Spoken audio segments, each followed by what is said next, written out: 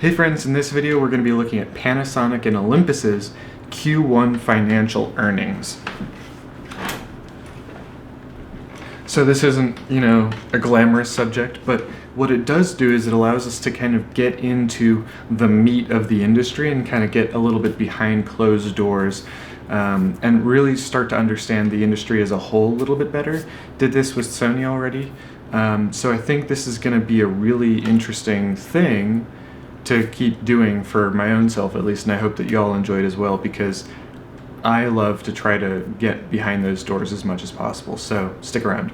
So while most of every other part of Panasonic's business is much more important to them than the digital camera business unit, Panasonic has released these earnings that show that they are doing very well financially. They're getting loads of profit, and what that means, as a company much like Sony, Panasonic is able to say, okay, we're going to bring all this expertise into this business unit, and that's for all of their business units. They can pull as the talent that they want and need in order to make the best possible products, and we've been seeing that with devices like the G7X and the G85 and the GH5, and so I think we're just going to continue to see that out of them. Now, the other really big thing is that the SEPA numbers from 2016 showed a huge drop-off in sales with a slight uptick there towards the end, and what that means is that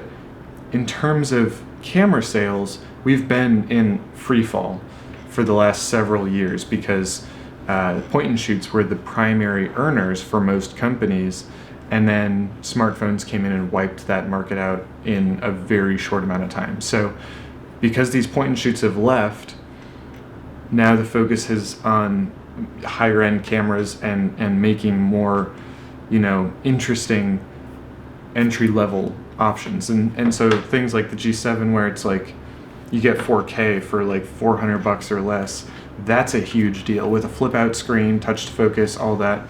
So I think Panasonic's in a really great place. I think them showing strong growth, I think Canon showing strong growth, I think Sony showing strong growth, I think Olympus showing strong growth. All of that means that the camera industry is bouncing back.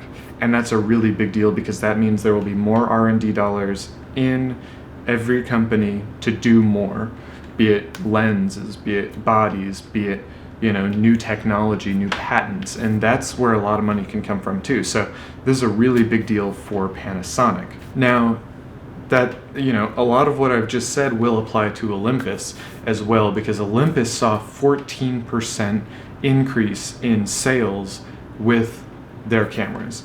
And what's really exciting to me about that is there are companies like Fuji, for example, that kind of live in the APS-C space, and then they made a medium format camera.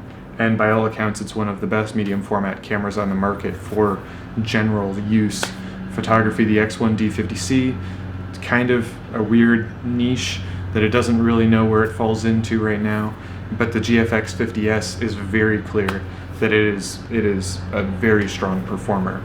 Now, the reason why I'm bringing that up is because with these increase in sales by that 14%, what I'm expecting Olympus to do is to maybe make a jump like that into a larger frame size. I think APS-C could work, but I doubt it. I think Olympus could very easily jump into full frame or medium format if they want to, off the back of some of these earnings. And so I'm really excited to see where this trend kind of goes, with companies making one sensor size in particular going around that.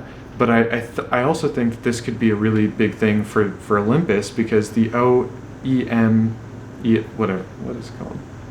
EM1 Mark II, by all accounts, is a great camera in terms of specs. And so it's a very strong competitor in the micro four thirds space, unless you want 10-bit 422 in your 4K. So I think there's a lot of room for Olympus to continue innovating, and I think that could be another focus of revenue turned into R&D dollars. So I think Olympus is in a very strong point to go into 2018 and a lot of their boost in sales was off of the back of the release of the OMD EM1 Mark II earlier on this year. So yeah, that's really exciting. Thank you very much. I hope that you've gained something by this kind of deeper dive into the financial stuff on the Micro Four Thirds segment.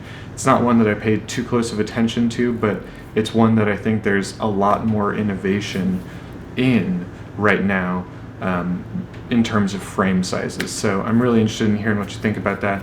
Thank you very much for your time and for your attention. I'm really looking forward to seeing you in the next one.